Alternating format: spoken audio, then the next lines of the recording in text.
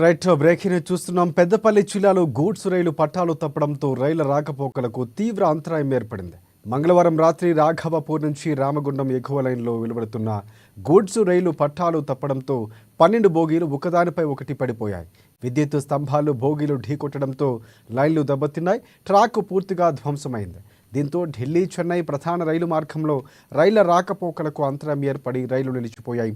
ఎక్కడికక్కడ రైలు నిలిచిపోవటం వల్ల ప్రయాణికులు నానా ఇబ్బందులు పడుతున్నారు.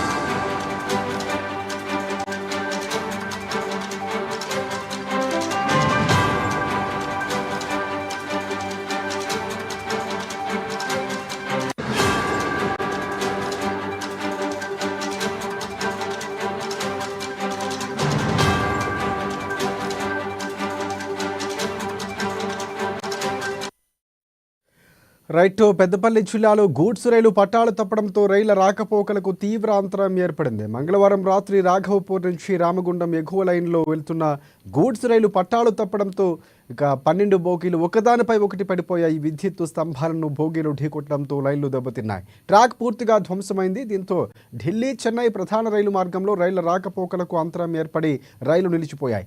ఎక్కడికక్కడ రైళ్లు నిలిచిపోవడం వల్ల ప్రయాణికులు తీవ్ర ఇబ్బందులు ఎదుర్కొన్నారు.